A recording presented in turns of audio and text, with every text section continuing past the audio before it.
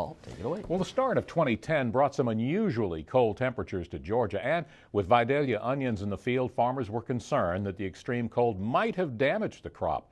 Monitor's Mark Wildman traveled to Tattnall County in southeast Georgia in the middle of onion country to see just how the crop is doing.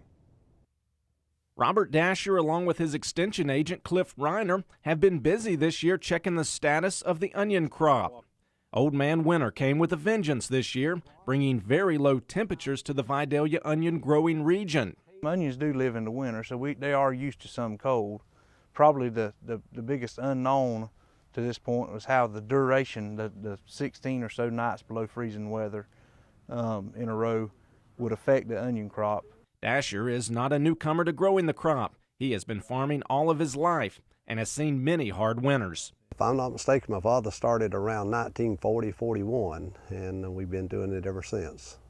So some close 70 years, I guess. I have seen the whole crop wiped out, but that was back some 15, 20 years ago, maybe 25, when it got down to, I think, 1 degree, and then a year or so before or after, and that somewhere in that time frame, on a Christmas Eve, it got to 7 degrees, and it pretty well took out most of the crop, but that was when it got to single digits. As they pull up a few onions to check, they are relieved by what they see. We can look at this onion here as we dig it up and see each layer on an onion as you peel it off naturally is a new leaf.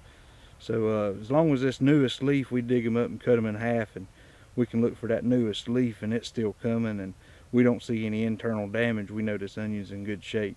We didn't get down below, I think, about 17, 18 degrees, and usually if you can stay above 17, 18 degrees, and especially during the winter months when it's dormant, most of the time you can handle those kind of temperatures, because year in, year out here in Georgia, southeast Georgia, you're going to, more times than not, get 17, 18 degrees. Still, as a precaution, tractors are busy in the field spraying the crop just to be sure. We are coating them with some copper and the Manab products.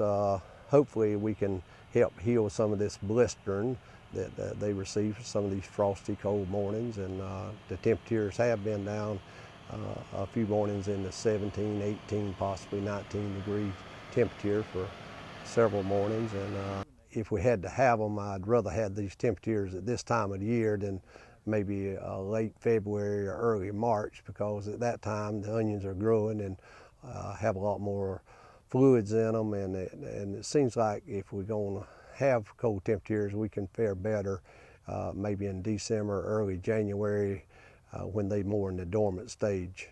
It looks like the onions are going to be just fine, and it is a good thing, because onions are a vital part of the economy to this county and surrounding counties as well. Onions alone will bring about $45 million roughly.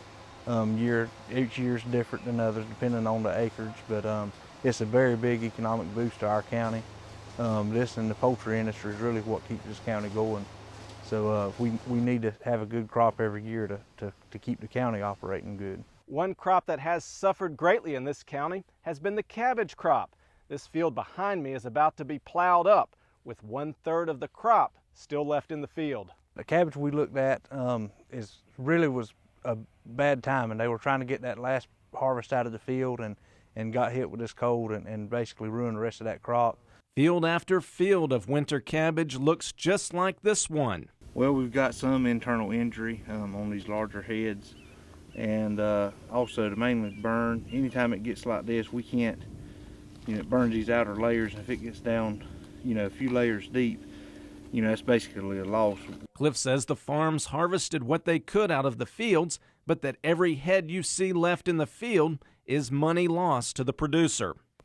They were fortunate enough to get about 2/3 of that cabbage heads out of the field, but 1/3 of a cabbage crop can add up in a severe amount of loss, economically. There is still a good bit of winter left. The onion producers stagger their planting, so the harvest of the sweet variety that the country craves will be rolling in longer.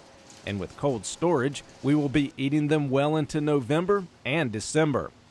Let's just hope that Old Man Winter doesn't take a bite out of them first. In Tattnall County, I'm Mark Wildman for the Georgia Farm Monitor. Good story, Mark.